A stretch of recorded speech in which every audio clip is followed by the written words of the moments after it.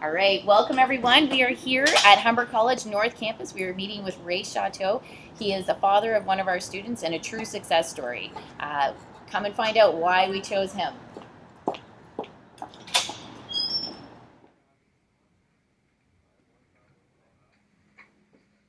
Hi, Ray. Hi, Julie. Thanks so much for meeting me. You're welcome. So, Good to see you. So we're gonna start. I'm so excited to share your story with the kids. So tell me a little bit about, how you're sitting here. How did all this happen? Yep. I started with Humber in 2000. Yeah, it was 2000. So I've been here 15 years now. So it's been a different journey.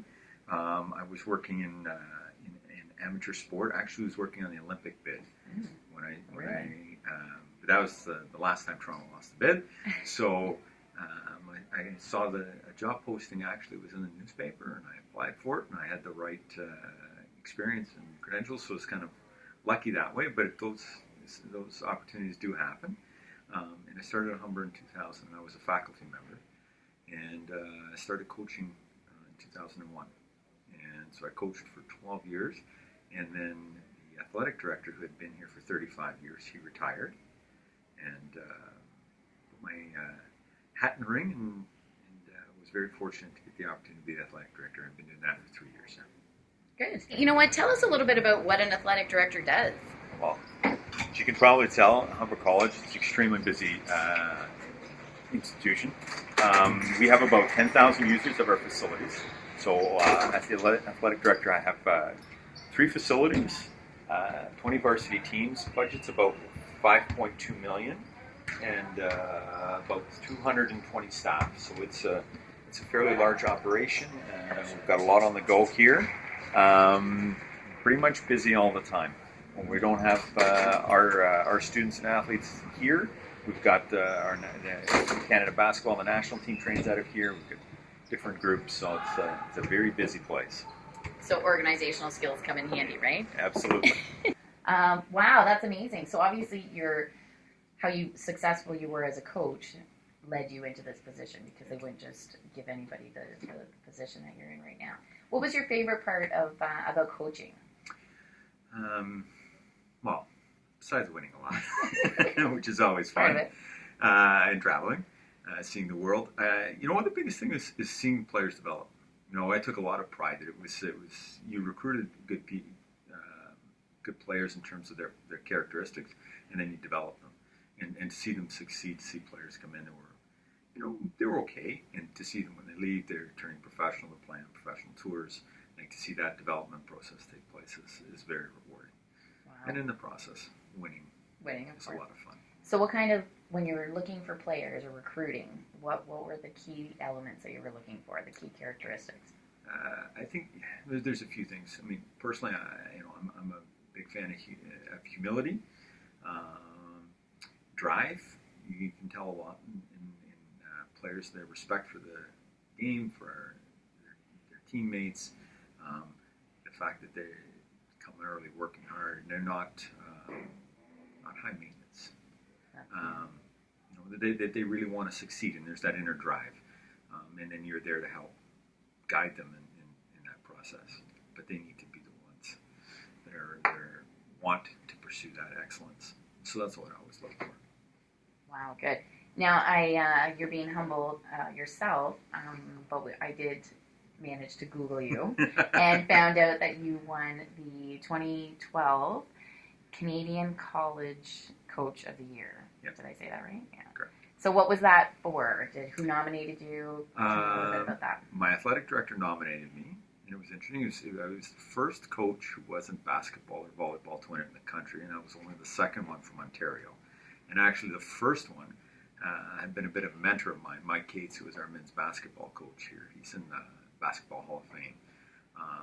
So he had been a mentor. So it was kind of it was rewarding on a few levels. One was the first recognition for our sport. Second, it was the second one along with Mike. It was great. It was that night. Kind of the recognition of what I had built up in a 10-year period. We had won a lot. We had produced a lot of players playing the World Championships. I had been head coach of Team Canada 5 times at that point. So it was kind of a bit of recognition for all that we had achieved with the program itself. And what sport was that? Golf. Golf, which is something that's becoming more and more popular. Yeah, and I think it'll be interesting now that it's in the Olympics. We'll see even more interest and takeoff of the sport. So, yeah. Good. So how did, who inspired you the most throughout all of this? I was lucky. I had a number of coaches over my playing career that influenced me. Certainly, I had a high school football coach, Larry Marsh, who was, I still think of him at different times, the way he handled athletes. My former athletic director, Doug Fox. But I think the biggest thing for me is I was always inspired, how do I build a world-class program? Not think about how do I be the best college program in Canada or the best program in Canada. It's how do I be a world-class program? So I was more inspired by some of the elite Division I NCAA programs. How do I emulate that and build that here? So that was kind of what really pushed me more than anything. So do you think that bigger picture, that vision helped you be successful? Or what can you attribute your success to? Well, I think my biggest thing was waking up every day. Okay, how do I make it better? How do we get better? How do we do more? How do we achieve more? How do I help these players become world-class players? So I think if you approach every day like that, at the end of the year, at the end of 5 years, at the end of 10 years, you're well ahead of your competition. And then it showed. We were winning some Division I tournaments. I had the #1 amateur player in the country playing for me, so he'd beat everyone who had gone on full scholarship to the States. So the kind of myth that the best players are always in the United States playing NCAA is exactly that. It's a myth. So I think that's that. If you want to look at something, that's what I did. I took a different approach. I didn't treat it as a short season. We did everything 365 and went year after year. Good. That's a great message.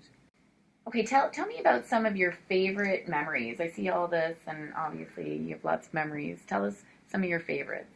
Yeah, well, certainly winning the championships. So there's different moments when you, in different points in those championships, winning. Certainly, the first time I went to the World Championships was with a couple members from my 2004 team. That was in Thailand, so that was an interesting experience. And I've got lots of memories from World Championships. I've been lucky. I've traveled to China, South Africa, Italy, Spain, Scotland, China, Thailand. So I've traveled the world with the game in coaching. But I think if I were to kind of look at one particular team or moment, it's my 2010 team. And it's this team here, and I think the biggest thing was just how good they were. They were good people, and it was an outstanding team. 3 of them went to the World Championships with me. One was the top amateur in the country. We won virtually everything we played, and I think the greatest fun was that the 4 of them were always pushing to beat each other, and they would beat each other in different tournaments. So it was there was great internal chemistry. They wanted to beat each other, and they were best friends. So they loved that level of competition and understanding that you compete on the field individually, but healthy competition. And you support each other all the time. So you want to see your competitors play their best, and then you play your best and beat them, not hoping that they don't play well. So that was a great group, and I was fortunate in my career that I had coached long enough to know that I had the best team I was ever going to coach. Good. And now what's this? I see this big ring. Oh, that's my national championship ring. And when I won my 10th national championship with the men. So I think one side's got 10th on it. Yeah. So that was just when I won my 10th.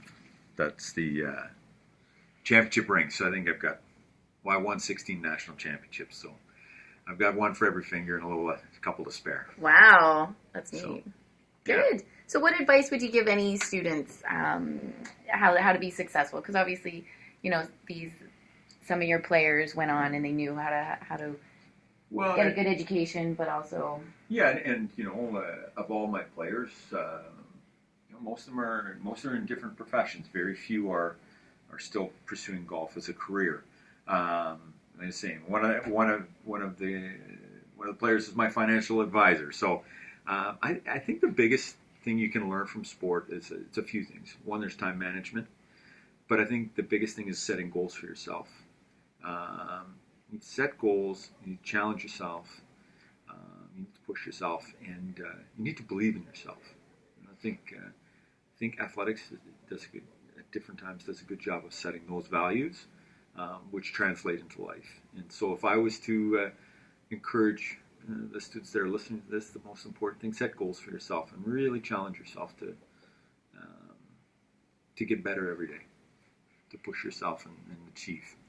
It's an amazing feeling when you achieve things. Well, thank you so much. I know you've got tons to do. You've got so many people out there who are looking for you and needing your help. But I'm happy that we were able to find somebody in our school community who is a true success story.